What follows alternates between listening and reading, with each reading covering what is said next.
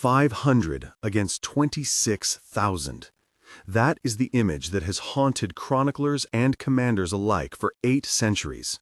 A handful of mounted men, a king with a bandaged hand and a silver mask, charging into an ocean of banners and coming away with a victory historians still argue about.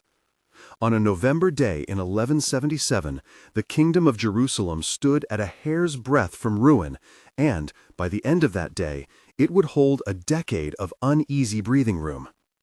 By the end of this account, you will understand 3 things: how a crippled king's choice rewired the battlefield, how terrain and timing turned size into liability, and how faith and fury combined into a weapon as deadly as a lance. If you like cinematic history told with tactical clarity, stay with this story to the end. And if the reconstruction and surprises here move you, please like, subscribe, and share your thoughts below on which moment shocked you most. The year had already worn Baldwin thin. He was not an old man by years, but his body had been at war with itself since boyhood. Leprosy had stilled the muscles of his face, robbed him of some fingers, and placed a mask of silver over a jaw tensed against pain. He moved with a deliberate slowness that hid a fast, calculating mind. Those who bowed to him saw the mask first and the king's keen gray eyes second. Those who rode beside him knew the courage in his small hands. He had learned to measure danger by sound, the jangle of distant stirrups, the cadence of marching feet, and his commanders learned to listen when he spoke. Across the plain, Saladin's host filled the horizon like a dark sea. Years of unbroken successes had layered confidence onto the Sultan's reputation. His banners seemed to multiply with every dawn. His cavalry, many of it Mamluk and Turkmen, moved with the assuredness of recent victors. The political map favored him. The kingdom of Jerusalem sat strung thin along coastal pockets and inland strongpoints. The Muslim realms had strategic depth, manpower, and the ability to bring pressure in seasons the Franks assumed safe. To contemporaries, it made sense that a great commander with an overwhelming host would crush a small, sickly king's field force. That is why the chronicler's shock reads like a confession. They had expected disaster. Yet decisions in war are less arithmetic than choices about risk, information, and human limits. Baldwin's advisors spoke of futility. His soldiers feared encirclement. The Templars, who had taken vows that made them men apart from ordinary knights, pressed for action, for the honor of the order left intact only by boldness. Baldwin listened to them, to the captains who knew the temper of their men, and to a rawer council. What must be done if Jerusalem were to remain a standing polity rather than a prize dispersed? On the morning of the march, the air tasted of dust and iron. Dawn. The king did not ride with the bulk of his force. He chose a litter borne by mules, covered with a mantle that hid the uneven, scarred hands. Around him clustered the Templar Grand Master and a small guard, men sworn to die in place of their lord. Baldwin's voice, when he spoke, was a thin thing that carried farther than his body suggested. "If I remain in the city," he said, "they will strike at our garrisons and hollow us out. If I go, perhaps I will be the hinge upon which fortune turns." It was not bravado, it was arithmetic of will. He had seen what a king's presence could do to men's courage. They marched hard that morning. The army moved with a discipline tempered by strain. Heavy cavalry interspersed with mounted sergeants, a thin line of local levies, squires running to tend to horses, standards snapping in the wind. Scouts ran ahead and fell back with urgent faces. Saladin's track through the countryside left behind overrun farms and broken carts. The scent of burned meal and stampeding cattle trailed like a wound. By 6 a.m., smaller columns had converged on the plain. Saladin's scouts reported the Frankish movement. The commander, confident in numbers, saw an opportunity not for caution but for exploitation. His men, fresh from recent campaigns, expected to press and scatter a smaller force. Pride makes armies quick to assume advantage. It also makes them slow to account for depth. Exhaustion in mounts, the habit of habit, the temptation to pursue rather than to scout. The Franks were not ignorant of what faced them. They lacked the large host. They possessed instead a compact corps of heavy horse and a ferocity bred of necessity. Baldwin's strategy hinged on three things: concealment of intent, selection of ground, and ruthless use of shock at a single decisive point. The small numbers could hold surprise. The ground, if used well, could turn a flood into a funnel. At mid-morning, the countryside opened into a plain, mottled by low ridges and cut by hidden gullies. A shallow woodland masked one approach. A ridge ran like a spine across the heart of the field, its slopes dotted with scrub and the stubs of ancient terraces. It was there that Baldwin saw his chance. The chroniclers later describe the terrain as a godsend, a trap that funneled men into chaos. That is partly piety and partly truth. Practically, the ridgeline presented an opportunity. An advancing host, superior in number, would find its cohesion fraying as squadrons veered to exploit forage and to pursue stray detachments. Retreat, too, would be more perilous if routed men had to fall back across the ravines. Baldwin did not attack in a single sweeping charge. He chose a hard, narrow moment. He would strike at noon, when heat and midday fatigue dulled the enemy's caution, and when the sun would blind men turning their faces. He would use a feint by a small force to draw attention, then plunge his heavy cavalry into the enemy's flank where ravines and broken ground would prevent orderly withdrawal. The logic was simple. Concentrated shock at a vulnerable point can break organization, causing panic that spreads faster than disciplined resistance can rebuild. There is a scene chroniclers recount with humility if not with exactitude, a council held in the shade of a chapel ruin at the edge of the camp. The king, wrapped in scarred linens, listened to maps drawn in the dirt by a veteran marshal. "We are but a handful," one said. "If we strike now, we risk everything."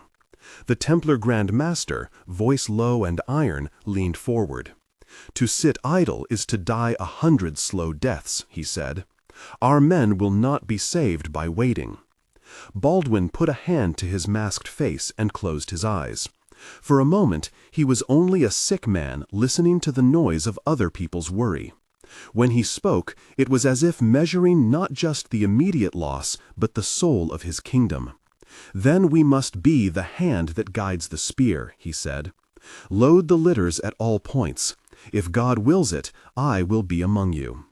That decision, not reckless but resolute, fixed the day's arc. The march towards contact was a study in sound. At first there were the soft footfalls of mule and ox. Then the clatter of iron and leather as armor and lances were readied. By noon the plain hummed. The Templars rode with a peculiar stillness, faces set beneath their white mantles, their horses pricking ears as though they felt a temper in the air. Baldwin's little column kept to the shadows of the ridge, unseen by the main body of Saladin's horse. When the decoy thundered forward, Saladin committed troops to a pursuit that opened a seam. That is where timing converted strength into liability. The larger host, stretched thin by eagerness to envelop, could not easily redeploy across broken ground. At the moment of impact, the narrative speed collapses into staccato beats. Noon. The sun was hard. A heat shimmer rose off the plain. The feint drew in the first lines. Then, like a folding of the world, Baldwin's heavy horse crested the ridge. Lances leveled. The sound was not thunder, but a compressing of metal and cloth and breath. A single, concentrated movement that carried more momentum than its numbers should have allowed. Shields crashed. Horses reared and screamed. The first shock hit not the heart of Saladin's host, but a flank made brittle by extended pursuit. Men who had been plundering, scattering, or merely misaligned found themselves unexpectedly struck in the side. Panic is a contagion. Organization depends on leaders seeing, signaling, and holding. The ravines behind those units, invisible in the heat shimmer and masked by scrub, offered no orderly line of retreat. Men riding at speed found the ground give way to narrow gullies.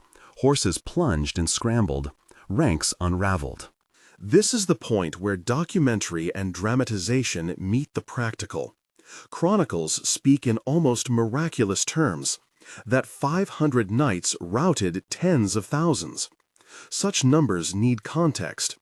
Horses and men in a large army are not a single instrument. They are aggregates of units with different orders, different commanders, and different immediate aims. Saladin's numerical superiority created opportunities elsewhere to envelop, to intimidate, but it also required dispersed command and communication. When a concentrated force hits a stretched flank at speed, the shock can propagate faster than messages can. Men fall, horses panic, and what had been a structured host becomes a spasmodic mass. The geography amplified this. Ravines acted as traps. The ridgeline hid the angle of the charge until it was upon those below. And the midday heat sapped the stamina of mounts accustomed to longer, more measured engagements. What followed was not instant annihilation, but the slow, brutal physics of rout. Panic begets noise. The scream of broken leather, the neighing of horses, the thud of riders thrown against rock. Men crowded into choke points, weapons tangled. Those who tried to flee found themselves forced down narrow gullies where horses could neither turn nor file. Others, pressed into open ground, were cut down by lances and swords. The Templars rode through these pockets with a ferocity that contemporaries likened to holy rage. They bore down where orderly withdrawal had already become impossible. Meanwhile, Saladin himself rode like a general watching the tide turn in a direction he had not planned. He was not a panicked figure. He issued commands, sent reserves, and attempted to restore order. Yet even the best commanders cannot push against the psychology of a failing line. Reports of his losses, numbers taken from enemy chronicles, speak to the scale of collapse in particular sectors, not to the total annihilation of his army. For Baldwin, the success was absolute enough. The immediate threat to the kingdom was lifted. The Sultan's aura of invincibility was dented. As the day waned, the plain became a tableau of exhausted triumph and terrible cost. Horses were blistered and sweating, banners hung limp. The air carried the metallic tang of blood and the iron of trampled gear. Knights sat on stirrups and listened to the groans of the wounded. Baldwin, who had wanted to strike a decisive blow rather than trade steady attrition, found his own strength suddenly spent. He dismounted with help, leaning on his marshal's arm. In the hush that followed, a surge of prayers rose among the men, not long blockings of liturgy, but quick, sharp invocations. "Not to us for our glory," one man murmured, and others echoed the sentiment in fractured phrases. Chroniclers later would interpret the victory as divine favor.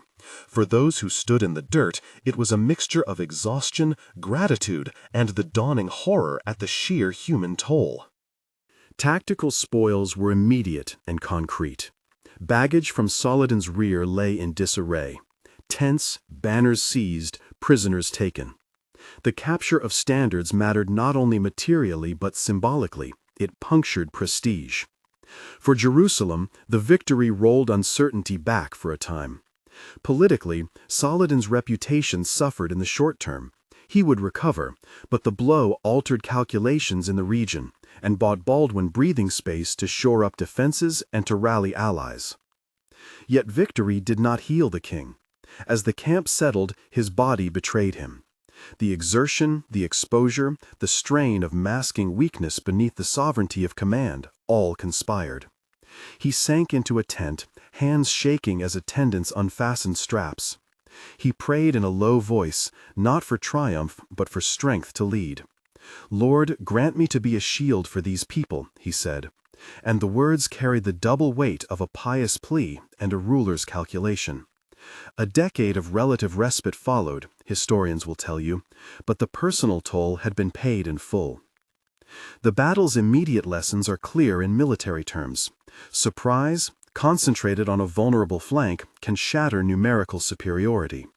Terrain that offers channels and choke points can transform an advancing host into a trapped mass. Morale, shaped by leadership presence and the religious intensity of orders like the Templars, converts into fighting power in ways numbers alone cannot predict. Yet there is another lesson, quieter and harder. Leadership exacts a price. Baldwin's choice to be present reshaped the day, but it cost him his health and, eventually, the slow erosion of a kingdom that would not survive the century. As dusk fell, the plain was no longer merely a place of triumph, it was a ledger of sacrifice. The king's men tended the wounded, bound broken arms with stiffened linen, and prepared the dead for whatever rites could be given in a field kitchen far from cathedral stone. Saladin rode back to his remaining forces, a commander whose plans had been upended and whose reputation had been tarnished, but not destroyed. He would adapt, gather, and strike again in the arcs of the coming years. This is where the first revelation finds its weight. Courage is catalytic only when paired with clear-eyed calculation. Baldwin's physical weakness increased the moral pressure on his followers, but did not substitute for a plan. The second revelation: terrain and timing can reduce an ocean to a canal. The right ground, misused by the larger force, becomes a trap. The third: faith and fury are not metaphysical forces alone. They are levers of morale that commanders must gauge and, when necessary, restrain. The questions that remain are not about spectacle, but consequence. How did Saladin reinterpret this setback? How did Baldwin and his council translate victory into policy? What of the men who survived, their lives, their claims, their scars? The plain kept its secrets in the creases of ravines, and the dirt stuck to armor. The story of that November day would echo in chronicles, in songs, and in pragmatic calculations across courts that no longer took dominance for granted. Night closed, and the camp lit small fires. Men spoke in low voices. Baldwin, propped up on cushions, received messengers and made decisions that stretched beyond immediate rejoicing. The victory had opened a door, but the corridor beyond was dim and full of choices yet to be tested. Outside, the banners of both sides fluttered uneasy under the same stars, and the world waited to see which would best turn the day's violence into lasting advantage. When the fires guttered and the watch grew thin, Baldwin's counselors withdrew to huddle near his cushions, voices low as the crackle of embers. Lantern light painted their faces in quick, uncertain strokes. The king listened, fingers pressed to the swelling in his chest, and spoke with the economy of a man who knew his breath might not long answer the Zaire. Reports came in measured by the hour. How many had been buried by torchlight? Which captains still stood? Which banners might be mended? The tally of supplies was worse than any census had feared. Victories took men. Men required meat and bread and the salt of steady hands. Baldwin named a steward to ride to Jaffa with the first petitions, another to seek the consent of the barons for new levies. He measured each choice as if it were a wound, necessary and yet costly. Across the field, the dead were counted again beneath the stars. Priests moved among them, pronouncing names, binding the loosened hands in linen, and murmuring psalms to steady the living who trembled at the sight of comrades they had not thought mortal until now. The Templars, their helmets catching faint firelight, made the rounds with a sober thoroughness that had little mercy in it and yet honored duty. A young sergeant, face streaked black with smoke and sweat, knelt and whispered over a friend whose helmet lay split like a shell. He had been a son once in some village of cedar and stone. Now the censer swung and the prayers came, and history would bend the detail into verse and valor. Messengers were sent to the monasteries and convents within walking distance, the wounded to the infirmaries that could be bribed or begged into action. Women of the camp who tended larders and lashed bandages worked through night, hands steady though eyes were hollowed. For every man who vowed the victory to God, there was another who had a private reckoning with fear, of raids to come, of a siege now possible once Saladin had recovered his pride and his recruits. Baldwin's council argued in fragments about garrisons along the coast, about whether to send envoys to Antioch and Tripoli, about the cost of offering ransom for prisoners who might yet return the favor of release. Each suggestion carried the weight of more bodies. Saladin did not allow rumor to dictate his counsel. He rode back to a temporary pavilion where the banners that had not been taken still flew with the dignity of necessity. His officers were grim. Some blamed night for the miscalculation, some blamed scouts who had not returned. Saladin listened, asked for the exact positions, for the movements of those who had been slain, and for the kinds of weapons recovered. He had been a man of counsel since his youth. Every setback was catalogued not merely as loss, but as intelligence. Under his touch, a heap of failure became a draft for the next campaign. He would not let the wound be an excuse for despair. It would be the scaffold of the future. At dawn, when mists rose off the plain and the cold bit at cloth and beard, Baldwin walked among his men, stooped and slow, leaning on a staff despite the private prayers he had offered the night before. He stopped to look into the faces of the wounded, to place a hand on the shoulder of a veteran who had stood since the first crusade. The veteran's eyes were equal parts reverence and fatigue. "You have given us a day," he said softly to the king. "Use it well." Baldwin heard more than the surface of the words. He felt the burden that the crown placed upon the souls of those it commanded. Diplomacy was immediate. Envoys were sent to Damascus in a fibrous bundle of half-hope and trade. Letters promising neutrality in certain border fares, small concessions to be bartered for time. Jerusalem's merchants, whose commerce threaded the Levant like ligaments, pressed their own counsel. Secure the roads so caravans might move. Keep the pilgrims safe so exchange would not wither. Baldwin, who had been tested by the sword and by parable, weighed not only the honor of banners, but the life that would vibrate beneath them. A fortress that stood empty was as much a failure as a field lost. Walls had to shelter living children and the grocer's stall, the mother and the man who bent at a loom. Prisoners, too, demanded reckoning. Scores of men who had once worn the crescent, some taken by surprise with torn cloaks and unbuckled belts, found themselves bound and under guard. The Templars, riding a zeal that did not easily countenance mercy, argued for trials of those who had committed cruelties. Clerics in Baldwin's retinue counseled ransom where possible, reminding the council that release could mend the fabric between foes and feed coin into coffers. Baldwin, despite pain that pulled at his face whenever he stood too long, ordered the captives treated. He had seen enough of the consequences of cruel triumph to know that bare fury only begat grudges. He signed letters offering ransom and the promise of hospitable return, should men of worth be spared. And he decreed that clerical envoys be permitted to meet those who would be ransomed, to ensure that oaths were kept. News in such times moved on wind and horse.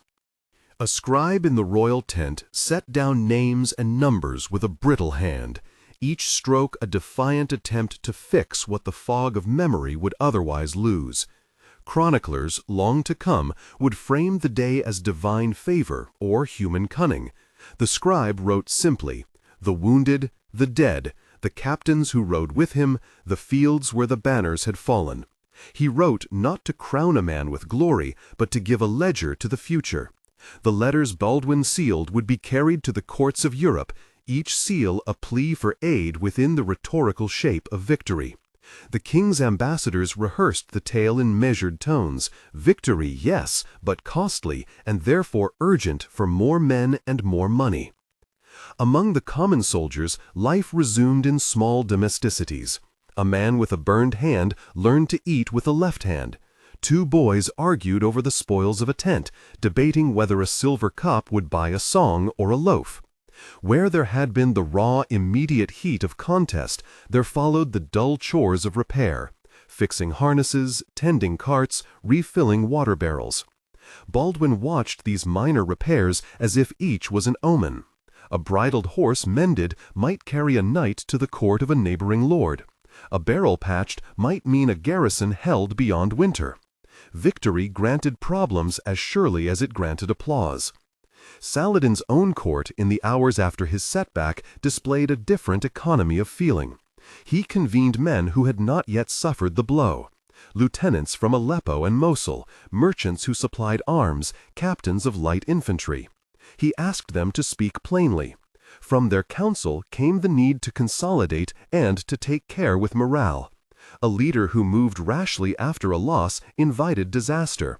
The man who adapted, who moderated his tempo, could draw the enemy into the slow attrition that time favored. Saladin ordered repairs to camp defenses, sent scouts to screen avenues of retreat, and dispatched a messenger with a single line to Syria: "We shall return in other seasons."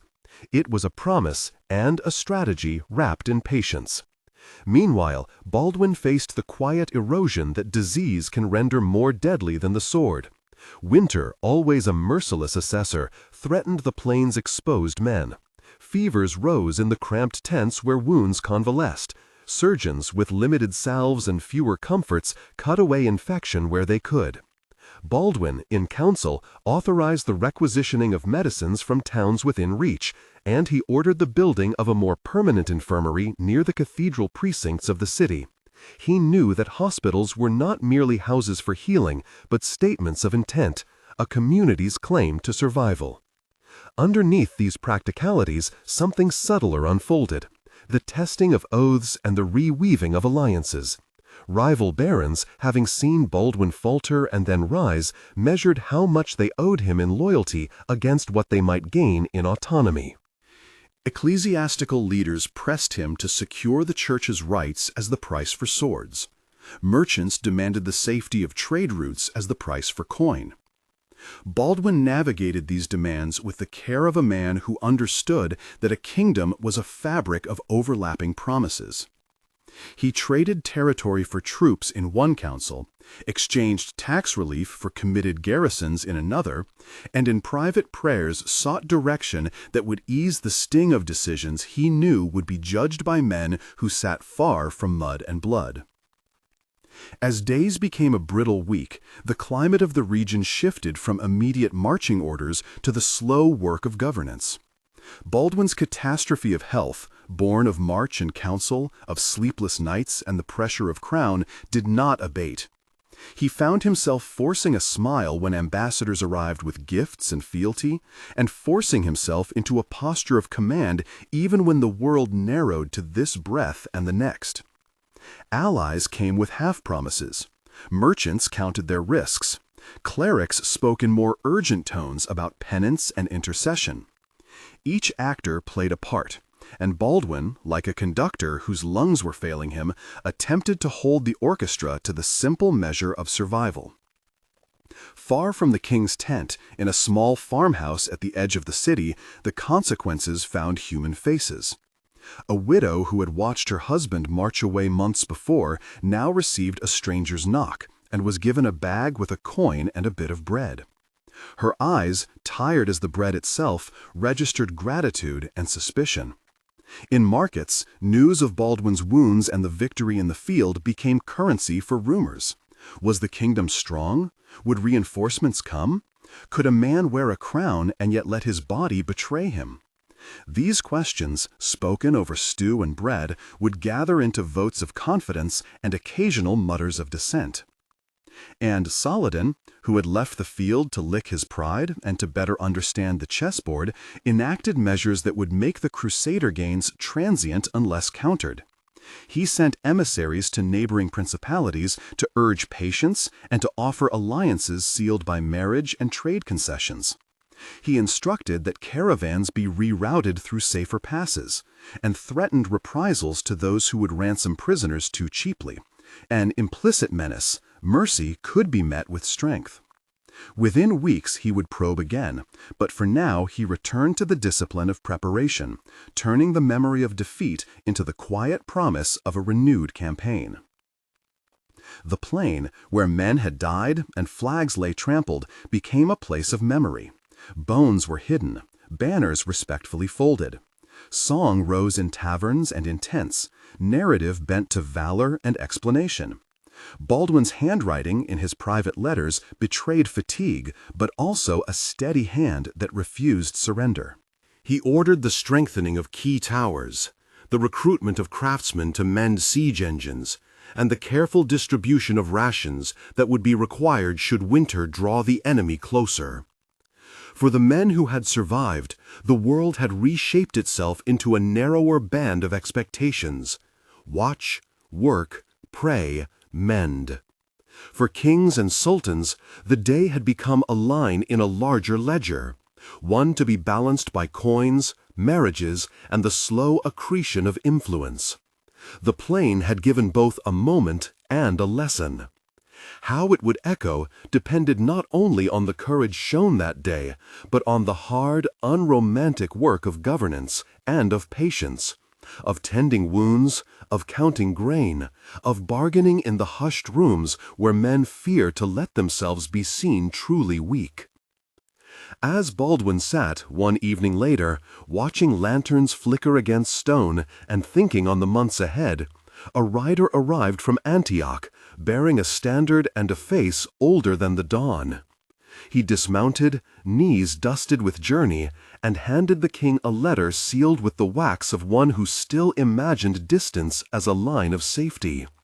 The seal was a summons and a plea. Baldwin read it aloud, words simple and urgent. Allies were gathering slowly.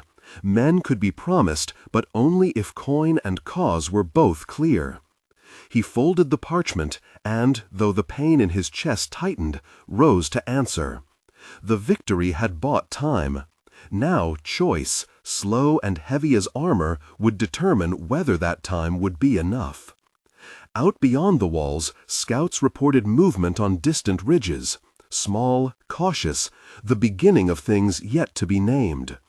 Baldwin's council stirred. Saladin's messengers rode with new dispatches. The raw, immediate triumph of a day on the plain gave way to strategy measured in months and seasons.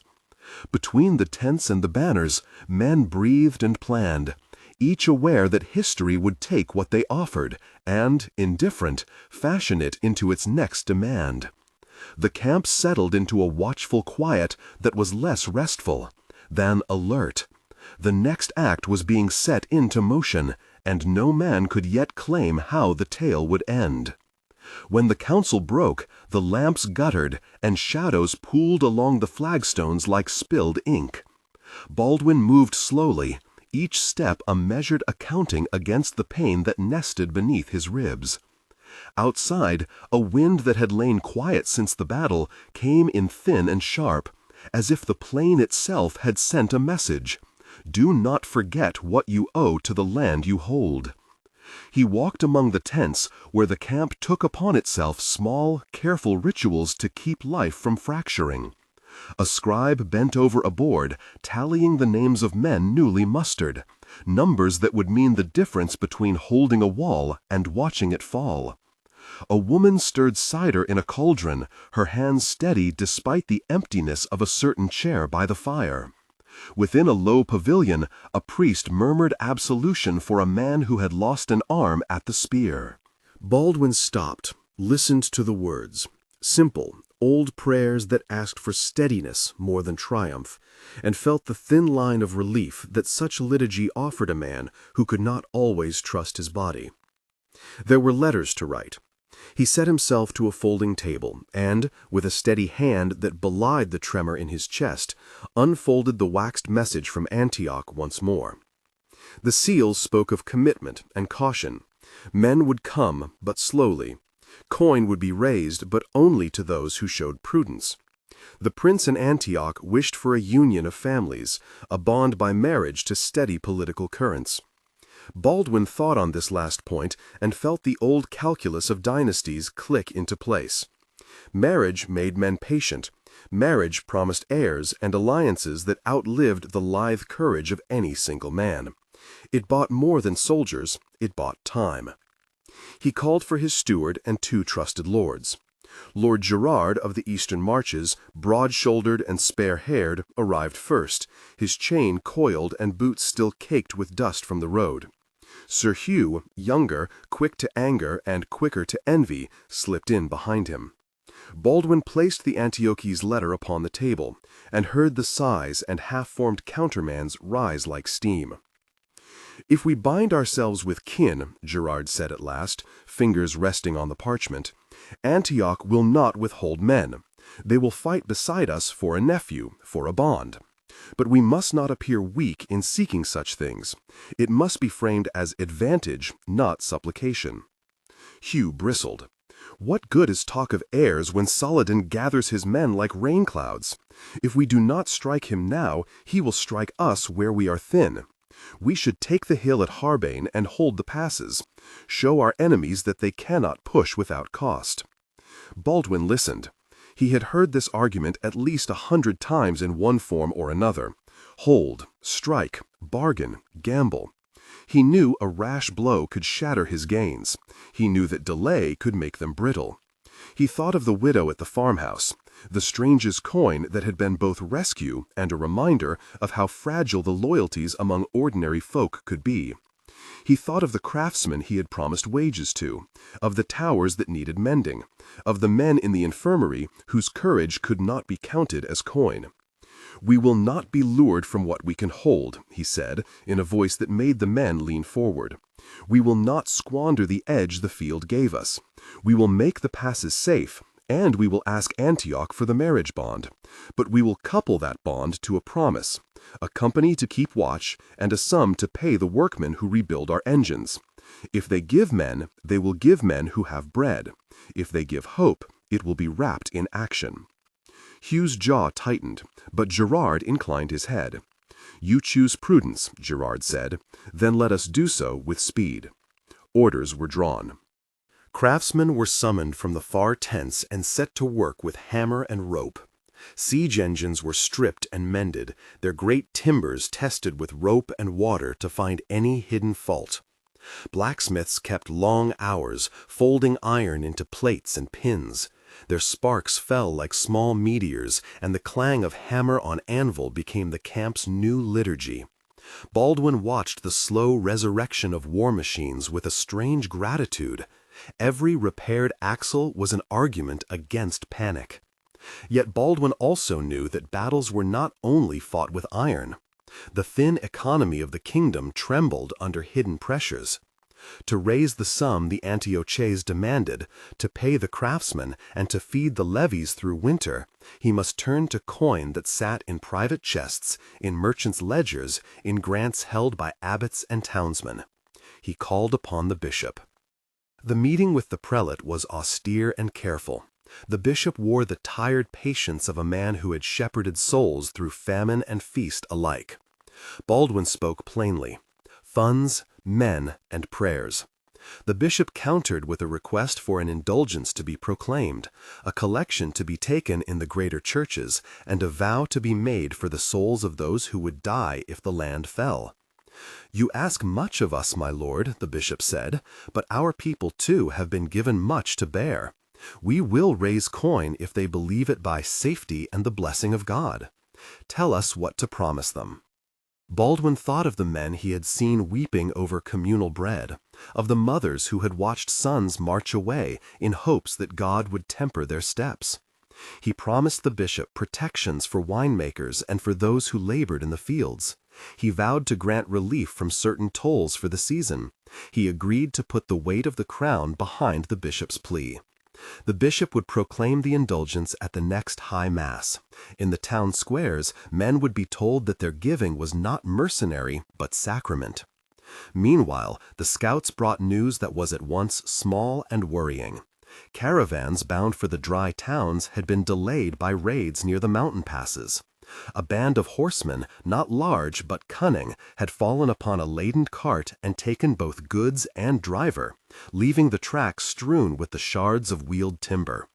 Baldwin's captains frowned. Saladin's measures, it seemed, were already touching the arteries of commerce. The king ordered riders to shadow the routes and to press the raiders wherever they showed themselves. He could not spare a great army to hunt every strike, but he could not allow the slow drip of plunder to hollow his people's confidence. Far to the south, Saladin shaped his own response. He gathered his emirs and spoke of patience and precision. He would not rush upon Baldwin's towers, but would let the winter thin the crusader ranks and let heat and hunger become companions to them. He sent horsemen to harry convoys, to test the mettle of watchmen, to bind local tribes by negotiated concessions.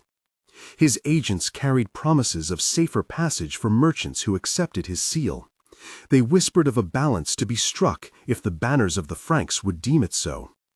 He made it clear that mercy could be bartered, but that mercy given without strength was cheap and would be answered accordingly. In the days that followed, the camp became a place of small, decisive motions. Baldwin rode among outlying towers, each a stub of stone against the horizon, and he listened to the keepers, men younger than his soldiers, who spoke with the blunt honesty of those who knew fear. One keeper, a captain named Marius, showed Baldwin a cracked battlement and asked for timbers that would not be warped by spring rains. Baldwin found the coin in a chest and gave it with no pomp, then stayed to watch men lift the heavy beams into place. The sight warmed him more than any praise. He liked to see work done, to measure progress by muscle and sweat rather than by words. At night he visited the infirmary. He knelt by the bed of a man who had once been a scribe and who now kept count of his days by the number of stitches in a wound. The scribe smiled when he saw his king and whispered of a dream he had had, a field not of battle but of wildflowers, and his own small hand plucking bread for a child. Baldwin took the man's hand, and, for a moment, the ordinary tenderness of the gesture made him forget the tightness in his chest. He promised the scribe a pension for his house if he lived. He promised, too, that the scribe's name would be written in a roll of honor for his courage. The scribe laughed softly. "Write me down as a man who found peace at the pen's end," he said. Small mercies did not end armies, but they bound people. They reminded soldiers that the crown still tended to the living, that the king did not hide behind banners while men bled for him. Rumors, as always, proved to be a weather vane of mood.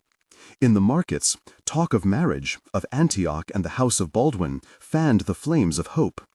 In the taverns, men raised their cups to the idea of bonds and laughed at the notion that a wedding could fix swords.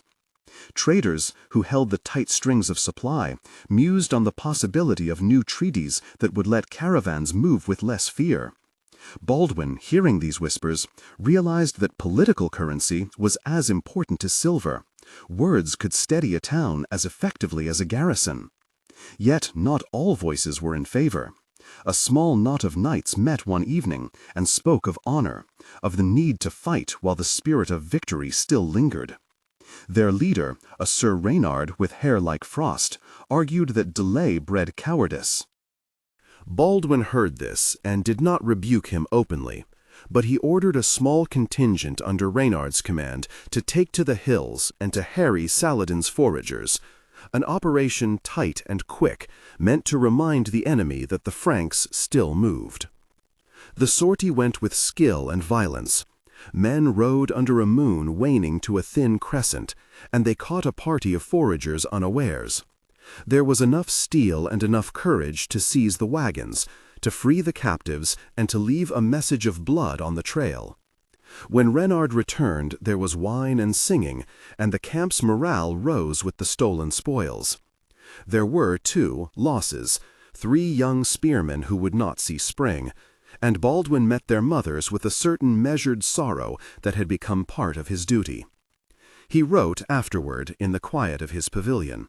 His hand, though steady, left blots where ink trembled. He penned a letter to Antioch, accepting the marriage proposition, but tempering it with demands: men to hold the passes, coin to mend engines, and a schedule for delivery.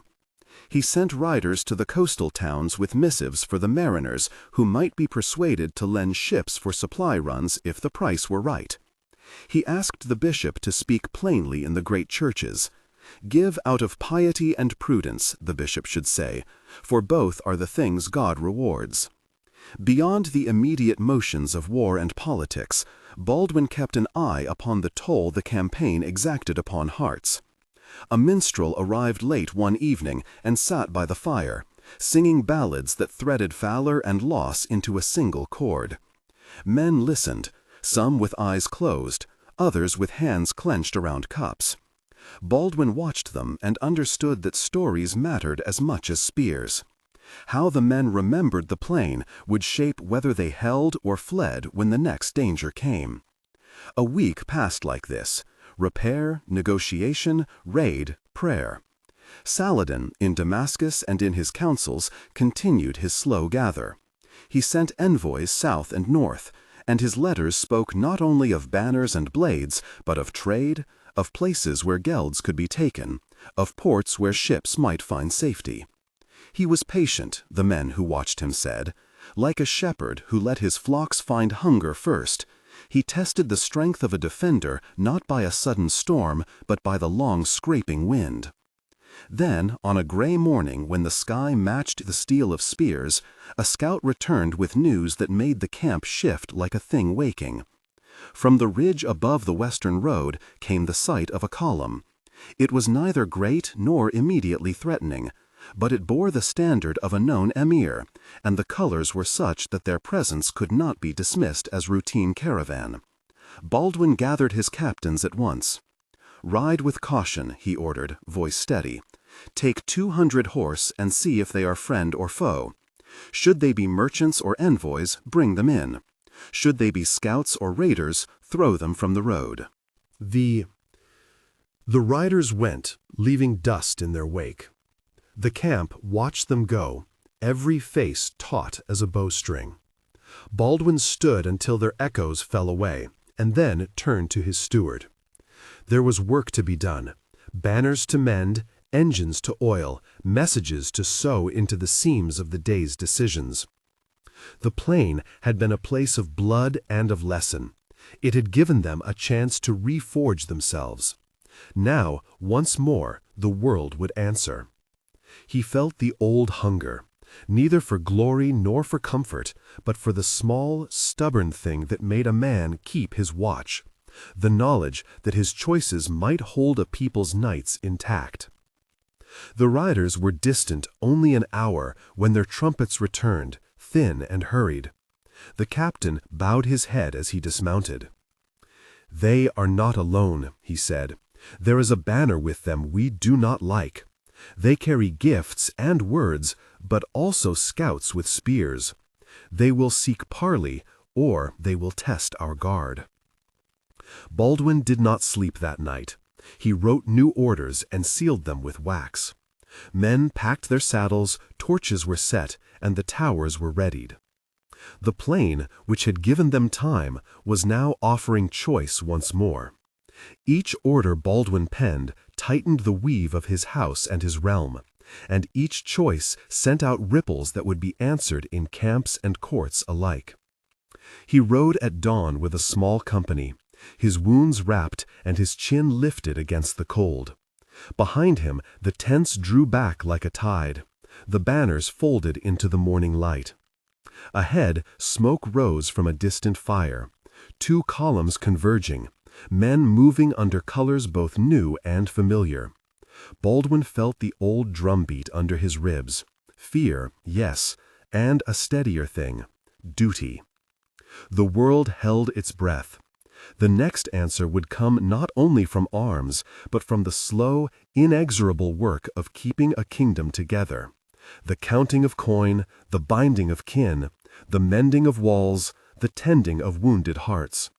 Baldwin rode forward into that work, and the plain waited to be shaped by what he would do.